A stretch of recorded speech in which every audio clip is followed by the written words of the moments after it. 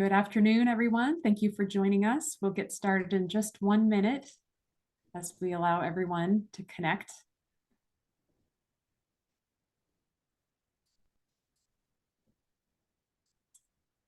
It's exciting to see so many of you joining us this afternoon. Thank you for spending an hour of your time with us. I'm Allison Hilkaya, and I manage the Power of Providers initiative for the Washington State Department of Health. Welcome to part one of a two-part webinar series for healthcare providers. This one's focused on effectively engaging communities, and this series is going to provide you with insight and inspiration on better serving priority communities who've been disproportionately impacted by health inequities. Both webinars will be delivered by clinical health psychologist, Dr. Michelle Andrasik, who has joined us today. And we have American Sign Language interpretation available. Thank you, Amanda and Lisa, for providing this service. Please let us know in the Q&A if you're having any difficulty accessing the interpreters. I'd like to let you know that we've offered many webinars on a variety of topics, and if you missed any of those, you can find them at the Power of Providers webpage, which my colleague Sheila is going to add to the chat for your convenience. It's doh.wa.gov/POP for POP. Continuing education credits are available for nurses, RNs, ARNPs, and LPNs, and medical assistants. Those are free to you to receive them. All you need to do is attend the live webinar today or watch the recording and then complete an evaluation form, which we will share at the end and also email out to all registered participants. After you've completed that survey, you can expect to receive your continuing education certificate in a few weeks. As part of the continuing education protocol, I need to inform you that this webinar is not financially supported by any commercial entity, and the POP staff who worked on this webinar have no relevant financial relationships with ineligible companies. Our guest speaker today also has no financial disclosures, and you can refer back to this information when we post the webinar recording. We're also going to share these slides with participants after the webinar has concluded, or you can find them on our webpage. So now I'd like to go over some of the Zoom participant controls, which you may be familiar with already. The chat is open and we invite your engagement. Feel free to share your thoughts throughout the presentation. And if you have any questions for our presenter, you can put those in the chat. I'll be collecting them and there will be time for question and answer at the end. We ask that you please engage respectfully with our presenter, with our team, and with one another. My colleague today, Scott Pilkington, is assisting with the meeting behind the scenes, so feel free to reach out to him if you're having any technical assistance. My colleague Sheila Hosner is also assisting. She'll be sharing links and information with you in the chat. So just a little bit about the Power of Providers initiative before we launch into today's presentation. Power of Providers was launched by the Washington State Department of Health in an effort to support healthcare providers as trusted experts in the communities you serve. We strive to bring you current, accurate, accessible, and relevant information about COVID-19 vaccines and adjacent topics, and respond to any requests you have for resources that the Department of Health could provide. So if you're not already a member of POP, I'd like to invite you today. Any healthcare provider who engages with patients and communities is eligible to join, whether or not you administer COVID vaccines. We have over 4,000, it's actually up to 4,800 now. I need to update my slide, individual members, and around 400 healthcare organizations who represent a very diverse, broad spectrum of over 90 different roles within healthcare. So there's a link for you in the slides. We'll add the link in the chat, and do feel free to join us. We welcome your participation. A quick word about our peer-to-peer webinars, if this is your first one. The Department of Health doesn't create the content of these webinars. We simply provide a platform for healthcare professionals to share their expertise with their peers. And you can see other upcoming webinars and register on our POP webinar page. So now it is my honor and privilege to introduce to you today's presenter, Dr. Michelle Andrasik. She's a clinical health psychologist. She works to build and enhance partnerships with marginalized communities, particularly in clinical research, where they've been underrepresented. She has a focus on ongoing vaccine trials for HIV and COVID-19. She's the director of social behavioral sciences and community engagement for the Fred Hutchinson HIV Vaccine Trials Network and the COVID-19 Prevention Network. She's the principal staff scientist at the Fred Hutchinson Vaccine and Infectious Disease Division and an affiliate associate professor in the departments of global health and occupational and environmental medicine at the University of Washington. And I apologize, Lisa, I got excited and started rushing there. Thank you for keeping up. Dr. Andrasik, welcome, and we're so excited. Thank you for sharing your knowledge and expertise with us today. I look forward to learning from you. Great, thanks so much, Allison, and thank you all for creating space for me to be here today. As Allison indicated, my name is Michelle. I use she and her pronouns, and although I don't have any financial disclosures to make, I think it's really important to disclose the fact that, I have certain privileges. I am gainfully employed, which means that I have access to insurance, good insurance. And because I am in an academic medical institution, I have access to resources and services and support to navigate very challenging spaces to navigate. And I think it's really important for all of us as we move through our work, engaging communities, to really think about how we show up. That's one of the main points of showing up in communities well.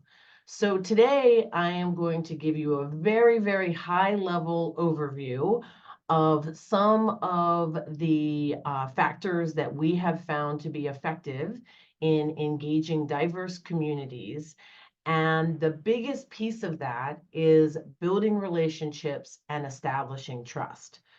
And in order to build relationships and establish trust, you really have to show up in communities with an awareness of and an acknowledgement of the realities faced by those communities.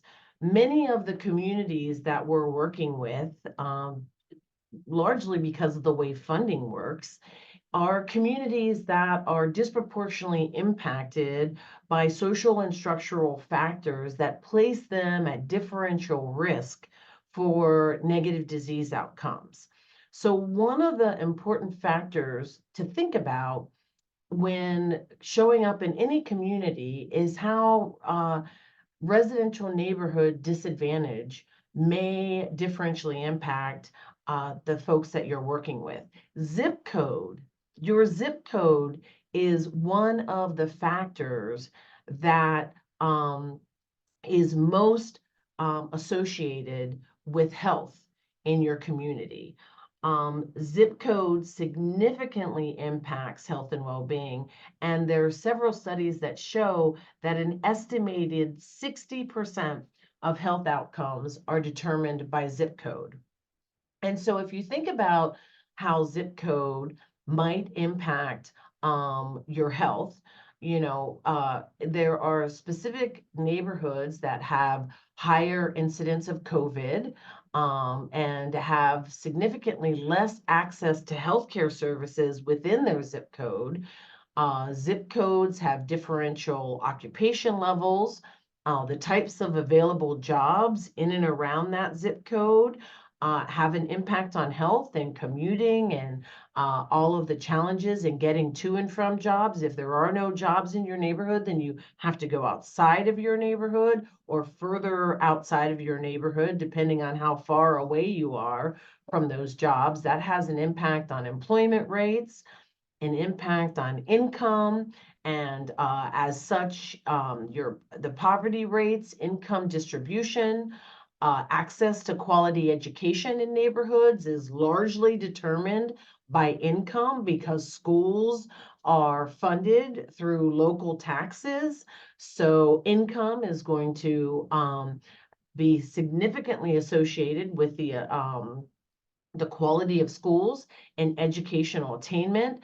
Also, the quality of housing, whether or not you live in tightly, densely packed neighborhoods, whether there's overcrowding, how those buildings in your neighborhood are maintained, and then the overall environment.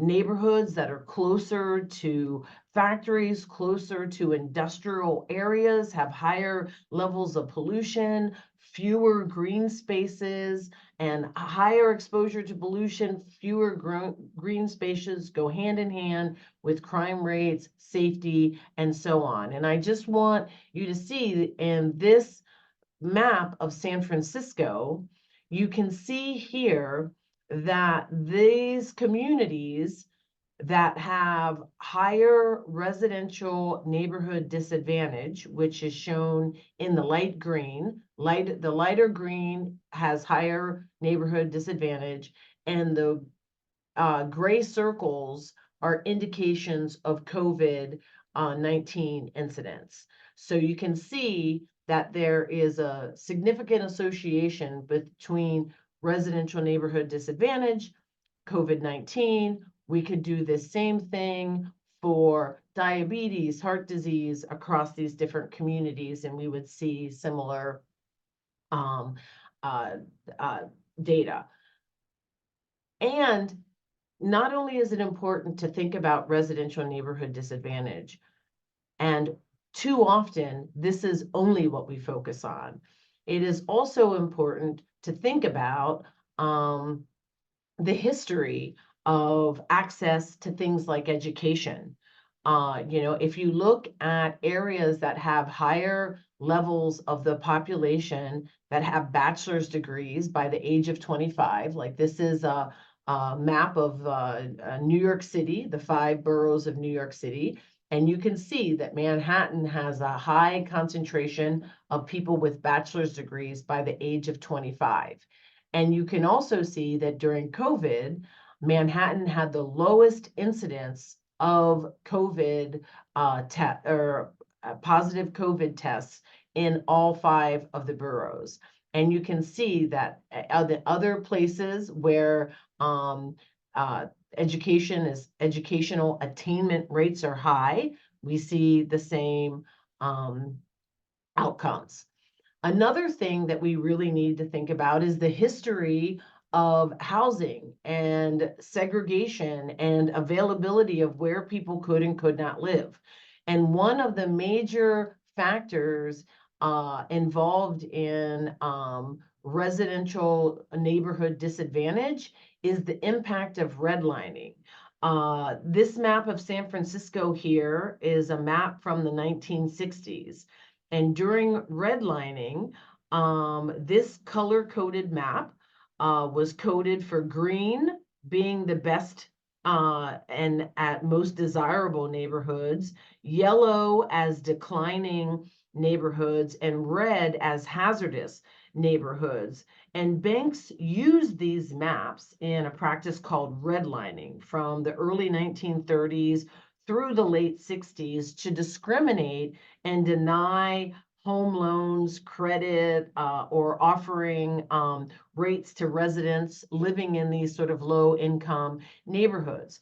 Fast forward to today and look at those neighborhoods that were redlined, and you can see higher rates of COVID-19 in those redlined areas. And these circles here match these circles over here just to better illustrate how that plays out.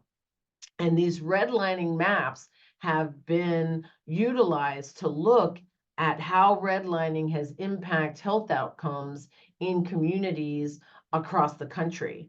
So what we see across communities in the US are something called syndemics, these overlapping socioeconomic and health conditions. And this map was created by Gregorio Millet. He showed this during a plenary session at AIDS 2020.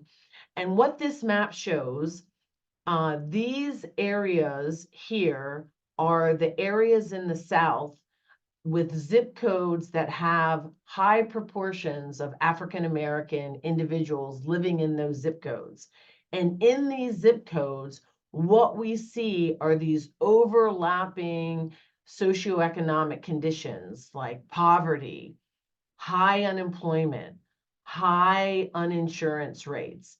And these socioeconomic realities go hand in hand with high rates of negative health outcomes, specifically sexually transmitted infections like syphilis, gonorrhea, chlamydia. We see higher rates of diabetes and pre-diabetes, higher rates of heart disease and high blood pressure, cardiovascular disease, just generally. So it's really important to know your community and know sort of the socioeconomic and health conditions that disproportionately impact those communities. And it's important to know that that is not the only story for these communities. Within these communities, yes, there are social and structural factors that result in higher rates of COVID, higher rates of heart disease, higher rates of other negative disease outcomes. And within these communities, there are factors that lend themselves to resilience and strength. And often we go into communities focusing on the negative residential situation, the disadvantage, and we ignore the factors that have led to resilience, strength, and survival in these communities. So it's really to think about things like social capital and how the community is tied together and what factors generate trust among residents, looking at the physical infrastructure that is there. You know, often communities lack green space, but have created other spaces, pea patches, you know, and created other, you know, spaces within their community. Some may be green, some may not. Looking at civil engagement, active participation in local decision-making among residents in a community has a very strong impact on community outcomes and community cohesion. Looking at the institutions within those communities, you know, strong community organizations, nonprofits, religious institutions, etc., can have a huge impact on the health and well-being of communities. And I think the biggest thing is recognizing how organizations, institutions, people within communities collaborate, because these collaborative efforts serve to boost a neighborhood's ability to address any challenges that may arise and to effectively implement solutions. So really, really important to look at you know, the things that are negatively impacting communities and the things that contribute to health and wellness. And so, you know, thinking about how resilience and strength really play out, you know, what we know to be true in longitudinal data is that the characteristics of a community can have the most benefit for older adults. We know that neighborhoods that have public spaces, that have senior services, that have a good sense of community and promote personal resilience and connection have better outcomes for older adults. Communities that have community groups and places to convene help to mitigate feelings of social isolation and things like depression and anxiety that are highly correlated with feelings of social isolation. And strong communities are also associated with better disaster preparedness. And it's really, really important to note that sustained strength in communities requires consideration of all of these neighborhood dynamics. So the factors that are contributing to neighborhood disadvantage and the factors that are contributing to resilience and strength. So it's really important then to do your homework and to know your community. And one of the best ways to know your community is by building relationships and involving community in your work as early as possible, involving them often throughout your work, and involving them until continuously. So when I say throughout, I don't mean that you get a project, you involve community from the beginning, and then once your project is over, you're done. Finding ways to continue those relationships, even in the absence of funding or in the absence of any active initiatives that you may be doing, is really, really crucial. And so what we have used in our community engagement is a 5-part strategy. And the very first part of that strategy is relationships. Relationships are everything. I moved from New York to Seattle 24 years ago now, which does not seem that long. And one of the first things I did when I moved here, because my passion has always been HIV, is I went out and I met all of the executive directors of the CBOs who were doing HIV work in the community, because I knew that I was going to be here. I knew I wanted to do HIV work, and it was really important for me to know the other people who were doing it, not just the researchers in the academic institutions where I was housed, but the people who are in the neighborhoods doing the work. And I still have relationships with every single one of those organizations. And some of the EDs are still, executive directors are still there from when I met them 24 years ago. So relationships, relationships, relationships. And one of the things that I want to say is that those relationships need to be sustained. Like, you need to show up in community, not only when you need something for your research or for an initiative that you're doing, or to promote healthcare, but showing up for the things that they're promoting. If they need a speaker for a community event, offering your services, or just showing up to be part of the community for celebrations. Here in Seattle, we have a big Juneteenth celebration. We have Pride. We have all of these things that it's really important to show up for, because if you think about building relationships and your own relationships are only as strong as the effort that you put into those relationships. So really important to think about that. And for us, the relationships that we made here in the community were incredibly important in our COVID efforts, because once we had a COVID vaccine, one of the challenges that we had was getting it to communities of color. We did not have a vaccine site in South King County here in Seattle. And we, worked with partners that we've had relationships with for decades to identify a church in South Seattle where we could develop a vaccination site.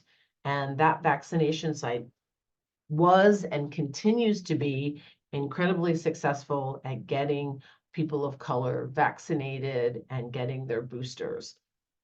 So relationships are key.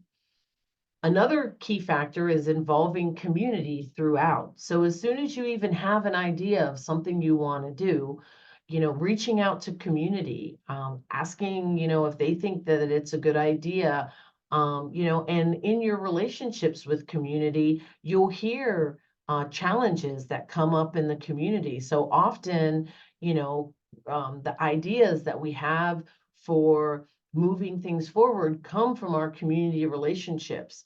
A community partner and I just successfully got funded to do some research on long-term survivors of HIV, because one of the things that we've been talking about for years now is, what are the factors that are involved in long-term survival of Black people who have HIV. We have, disproportionately fewer long-term survivors. So what are the factors that are keeping them alive and that are keeping them healthy, for a longer lifespan? And so together we wrote a grant, got some funding, and are getting that up and running. But and that is, one of the things that's been cultivated over years and years of relationships. Other things that I think are really critical are having community advisory boards or community action boards, whatever you want to call them. And these are folks who convene to hear about your work, to provide feedback on what you are doing, to bring issues from the community to you, and sort of act as liaisons between the work that you're doing and the larger community. And a lot of people have community advisory boards, and not all of those community advisory boards are effective. The most effective community advisory boards are those that have active participation, those that have clear lines of communication, where people from your institutions are actually going to community board meetings and having community board members, community advisory board members coming to your meetings, so that there is clear, open communication, transparency. Community advisory boards that tend to be most effective are compensating their CAB members. We can't expect people from community to show up and give their time over and over again for free. I mean, we're asking them for a service, we're asking them for their time. And so compensation for time and service should be expected. And also having clear responsibilities from the beginning is really, really key. And offering training. One of the things that we do here is we have community members, community advisory boards on our protocol teams. And I have to tell you, before I started working in clinical trials, I had never seen a protocol. I needed my own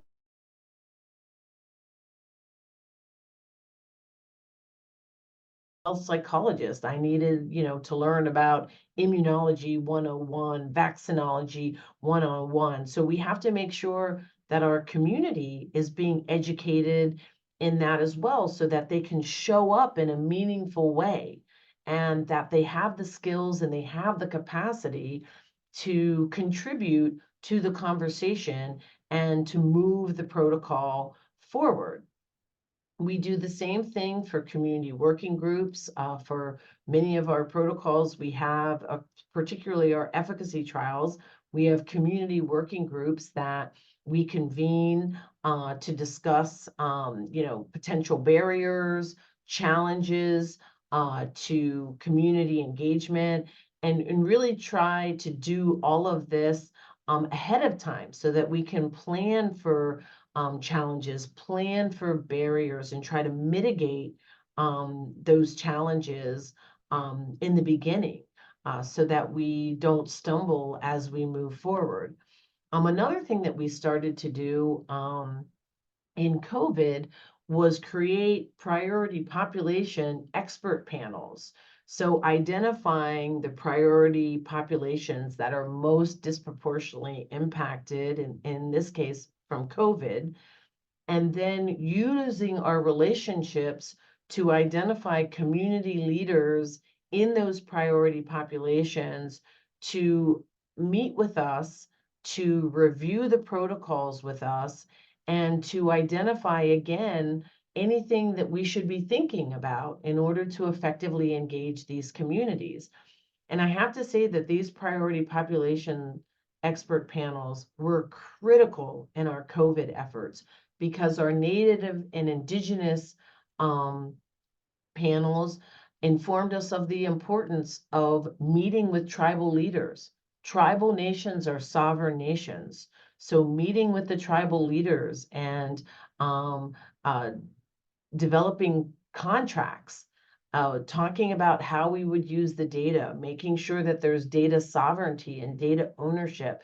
And once we got those contracts in place, we saw a huge uptick in Native and Indigenous participation in our COVID vaccine trials. One of the things that is critical in having community do is really think about what educational materials, what information do communities need?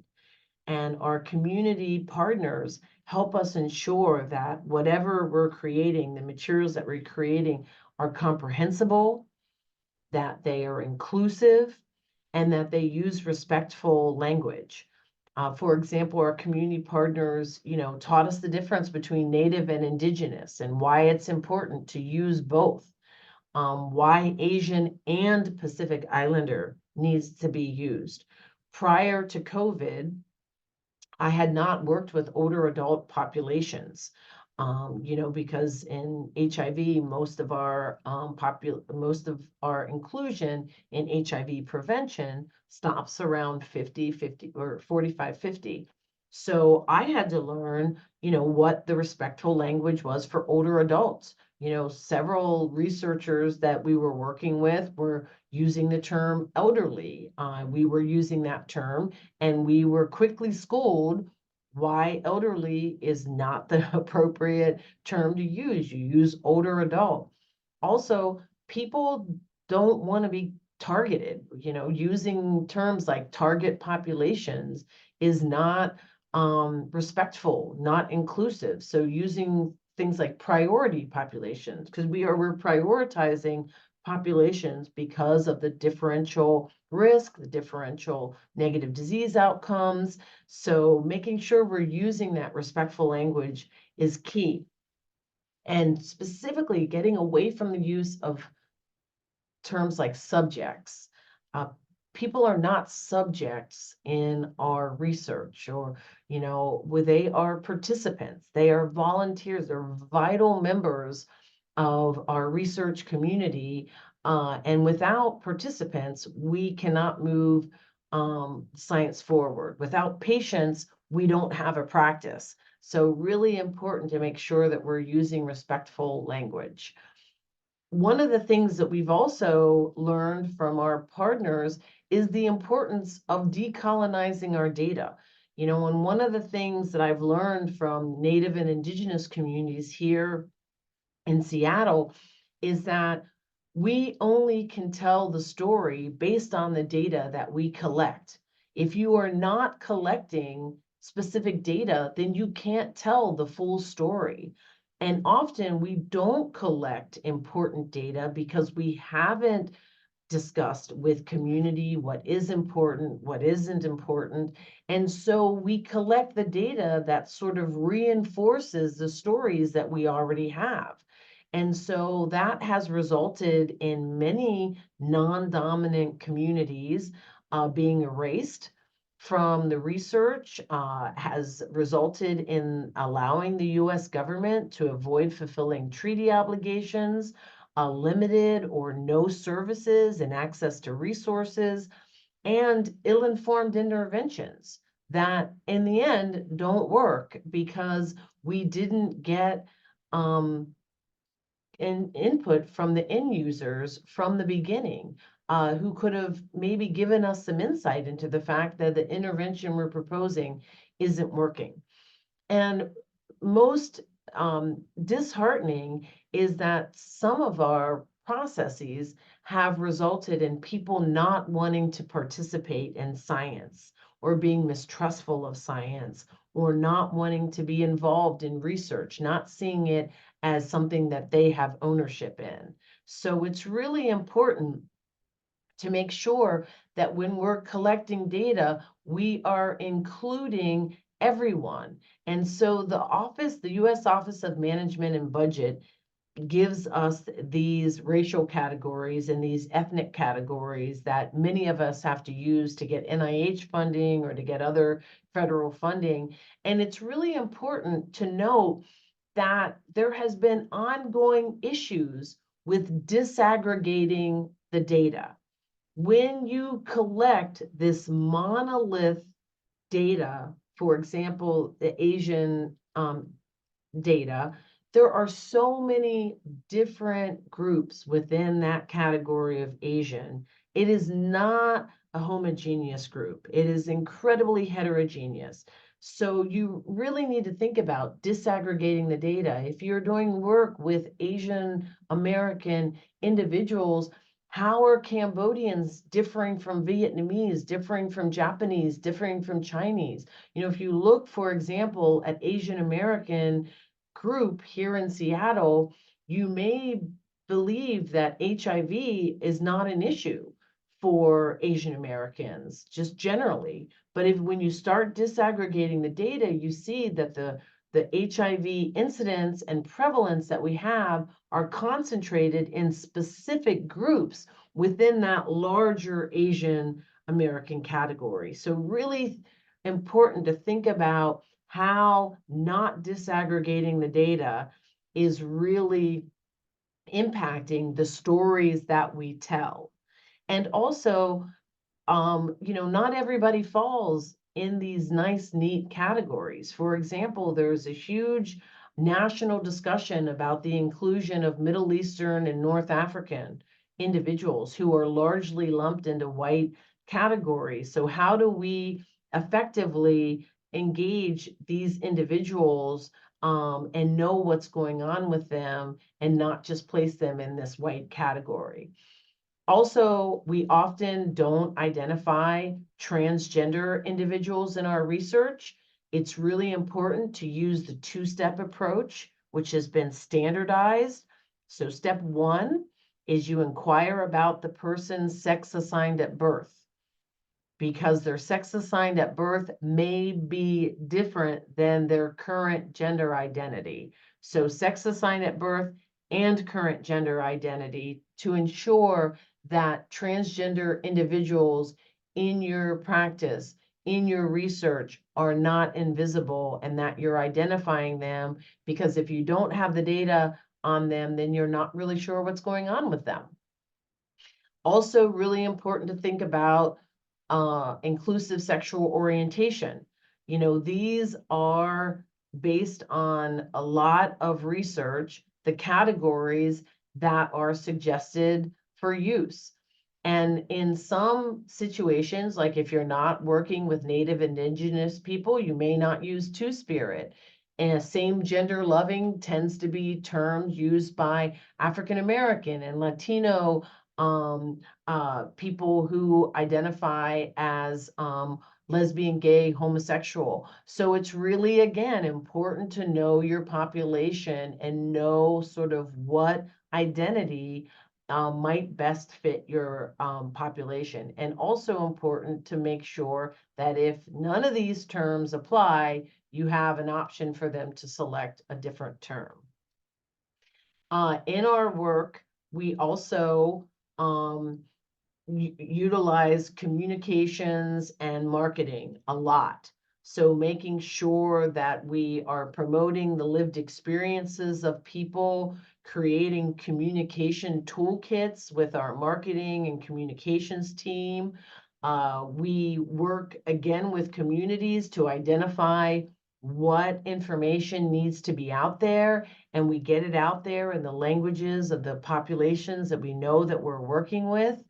And you can see quick, easy, comprehensible explanations. These were all for our COVID efforts.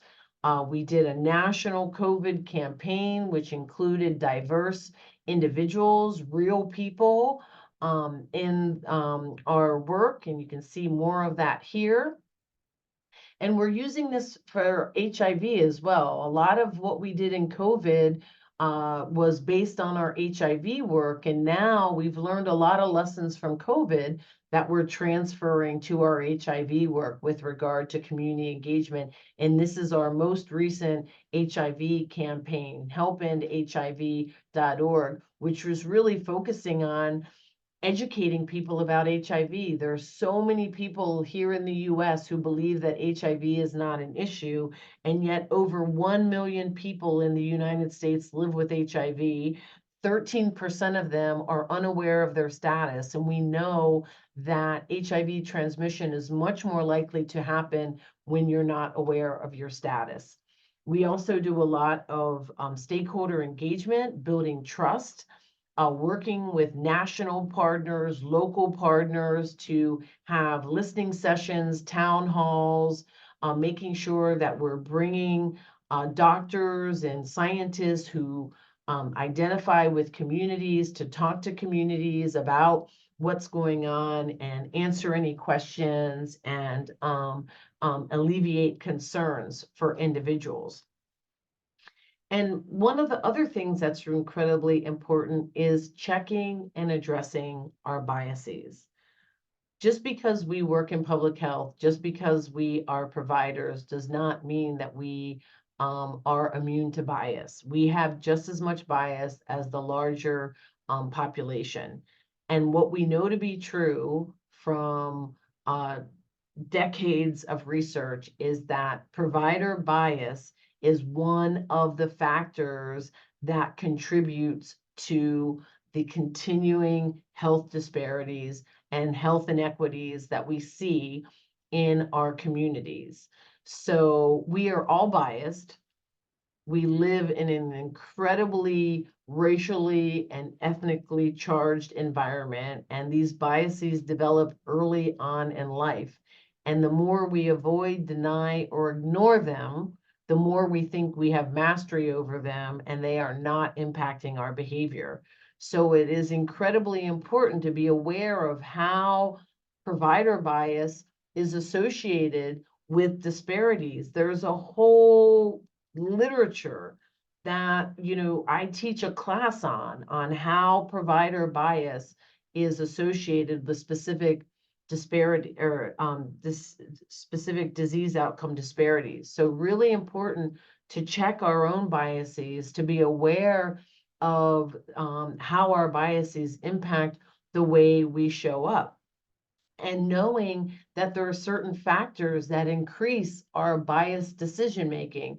And I'm sure many of you on this webinar are familiar with these factors. We've all been in these situations, and these factors are specifically what increase our biased decision making. So slowing down, being more mindful is really key in reducing our biased decision making. And what I'll end on is knowing that our biases create personal narratives. And these personal narratives result in not making room for people at the table. And some of these biases include, seeing people who are actively using drugs as poor candidates for participation or receipt of medication or other interventions, believing that people who are experiencing housing instability are going to be unable to adhere to the demands of prescriptions or other things. And also, 70% of new HIV transmissions in this country every year are among Black and Brown individuals. And our personal narratives about who is at risk can really result in people not protecting themselves. As an African American woman, every time I show up for a physical exam, I should be offered an HIV test, knowing that 70% of new transmissions are among my community. I cannot tell you the last time I was offered an HIV test without actually requesting one. So our personal biases create these narratives about who's at risk, who's not at risk, who should get certain services, who shouldn't get certain services. And it's really important to think about those we can see here, this is a paper that my colleagues and I published in JAMA about the disparities in just having people in our clinical trials. So, you know, the research that we are doing does not include American Indian, Alaska Native, Native Hawaiian, Pacific Islanders, Black, African American, Hispanic, and people over the age of 65. And so what we saw in COVID is, you know, many people were telling us, you know, that people of color are, you know, are mistrustful, distrustful of the government. They're not going to show up for COVID trials. But what we saw, and people of color are illustrated in blue here. What we saw was that although there was a slow startup, we had an increasing number of people of color, and it kind of was like steady. You know, people of color were showing up. The issue is in clinical trials, you only have so many slots available. And majority populations are always going to show up in greater numbers. So if you don't save room at the table and you think that people of color aren't showing up because they're mistrustful or distrustful, then by the time, you know, they do get there, all the slots are going to be taken. So in COVID, we actually had to make sure that we had slots available. So here you can see in September 2020, we started focusing on enrolling people of color. And this next slide shows you what happened. So here we see majority population. And once we started slowing enrollment and really focusing on people of color, you can see the massive increase in people of color who showed up for the COVID trials. And in the end, 47% of the people in the COVID-19 vaccine trials identified as people of color because we created room for them and we made sure that the slots were not filled. So as I end here, it is critical to build and sustain relationships, recognizing the importance of enrolling priority populations. None of this would have been possible without fiscal resources and longstanding collaboration, the trust that we built in communities, making sure we're aware of our own biases, our own privileges, being mindful, slowing down, and learning to lean into our discomfort and examine our personal biases is really, really critical. And I would say that it's really important going forward to make sure that we establish recruitment goals from the very beginning so that we know that there's going to be room. Develop, you know, population specific interventions, trials, and making sure that we know that community engagement never ends. It is ongoing, it is continuous, it is iterative, and we are always working to engage communities. I just want to acknowledge all the people who make this work possible because all of us work in teams. I am only as good as those people around me. So want to just shout out to my entire team and thank you so much. I want to leave some time for questions and answers. Really appreciate your time. Thank you so much, Dr. Andrasik, and look how much love you're getting in the reactions. Thank you everyone for sharing your appreciation through the emojis. Wow, Dr. Andrasik, thank you for both confronting us with the sobering realities of ongoing systemic injustice and encouraging us in terms of how we can have a positive impact when we engage communities and why the data we collect and how we analyze it is so important for equity. And thank you for helping us examine our personal biases and how those can affect our healthcare practice. Your presentation covered a lot of ground. And I wonder if anyone has questions for Dr. Andrasik that you might want to add in the chat, and I will read those out for her to respond to. As you continue to get a lot of appreciation via the emojis, and before I begin reading out questions, I want to invite everyone to the second webinar. Dr. Andrasik is going to be back in May on Friday, May 10th, to be exact, same time, noon to 1 p.m. And that topic will be narrowing the focus to vaccine hesitancy and exploring the factors that fuel vaccine hesitancy and discussing effective strategies to address it, including patient-centered interventions and serving as a trusted messenger. So I know you'll want to come back and hear more from her.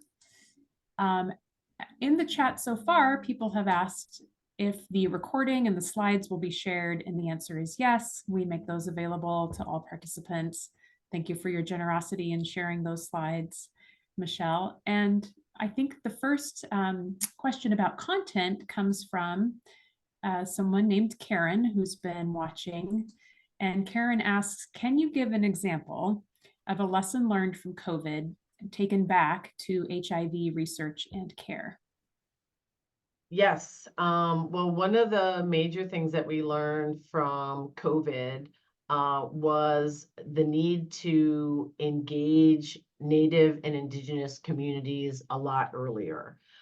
It took quite a bit of time to develop those contracts. So by the time we had those contracts completed, Moderna had already fully enrolled.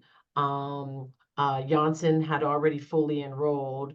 So we have, less than 1% AI/AN in those trials. But then if you look at the trials that came later, after we had those contracts in place, AstraZeneca had 3% Native and Indigenous folks in them, which was really incredible.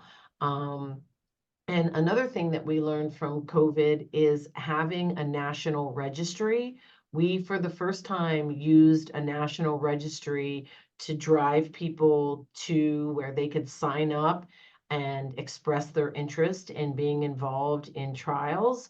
That was so successful that we have continued that work, and we've created a red ribbon registry for anyone who is interested in being involved in HIV prevention trials. And we have over 4,000 people across the United States enrolled in the Red Ribbon Registry already, which is really great. And the registry is a wonderful way to ensure diversity, because anyone can access it on their phone, on their computer. And, we just ask them to complete a really brief questionnaire so that we could see, their pre-screening eligibility, and then reach out to them if we think we have something that might meet the criteria for their participation. Thank you for that answer. Does anyone else have a question for Dr. Andrasik? And as we wait for questions to drop, I'll call your attention to a link in the chat. There are several links my colleagues have added. One is for Dr. Andrasik's next webinar with POP. So you can sign up today. And the other link is about how to get the continuing education credits. So there's a link to a survey that you fill out. And then you can also, while you're there, give us feedback on this webinar and on potential topics you would like to see us cover in future webinars. And the next question for you, Dr. Andrasik, comes from Samuel. And Samuel has asked, well, I'll read out Samuel's full statement here. There's a bit to it. Samuel says, I work for a training policy and development unit in my agency. Historically, we have not built trusting relationships with the populations we serve.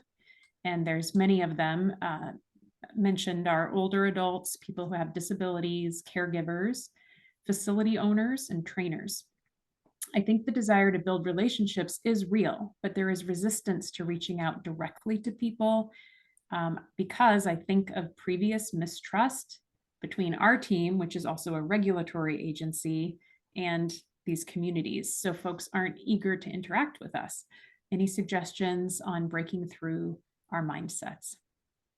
Yeah, well, we've encountered this a lot in the past. And, what is most effective is just to be completely honest and transparent about the challenges in the past, and, address them head on. that we know we've had these issues in the past. And again, I see community relationships as any relationship. If you've had a problem with someone in the past, you go to them, you talk to them about the problems, you try to figure out, how those problems happen, talk about the mission and the strategies that your agency maybe has adopted to try to address some of the problems that have arisen in the past, and really think about a way to move forward. We all have challenges in our relationships, and how do we get through those challenges? We hash it out, we talk to the other person. It doesn't feel good a lot of the times, and it's kind of scary because you're not sure if they're going to really accept what you're going to say. And if you care enough about that relationship, you are going to put in the work and work through it. And that's what we found. I mean, many of the institutions that I've been in have a long legacy of challenges in their community. I can tell you that as someone who lived in Harlem and then went to Columbia and worked at Columbia University, doing research at Columbia University, in my neighborhood, knowing the history of Columbia in that neighborhood, if any of you are privy to that, then you'll know what I mean. It was really important for me to address that. It was important for me to work through that in myself, having to go into an institution that I knew had this history. So it's really, I think it's critical just to be honest and to work together to try to figure out, how do we create a new relationship moving forward, reaching out to community leaders, asking for some one-on-one time with some of the executive directors for some of the CBOs or the ASOs, or, maybe some of the reverends or the imams, or the rabbis in the institutions that are in your neighborhood. I mean, just these steps mean a lot. Asking someone to meet with them, making time to talk to them about how to move forward is a really nice way to start fresh and to start building those relationships. Thank you for that very thoughtful answer. And thank you again for your time today and for the excellent presentation. You're getting a lot of gratitude in the chat. I'd like to thank everyone who joined us today and remind you that continuing education credits are available, and there will be a survey emailed out to you if you registered for this webinar. And you can also give us information about how we can improve our webinars to better serve you in the future by taking that survey, even if you don't need or want continuing education credit. I want to especially thank Amanda and Lisa, our ASL interpreters today. And I'd also like to thank my colleagues on the Power of Providers team, Scott and Heather and Sheila, for making this webinar possible. If you're not already a member of the Power of Providers initiative, I'd like to reiterate my invitation to you to join today so you can stay informed about upcoming webinars and other resources. We only send our newsletter once a month, so we're not going to bombard you. Don't be shy about giving us your email address. Thank you again, Dr. Andrasik, and everyone have a good weekend. Thank you. Appreciate it.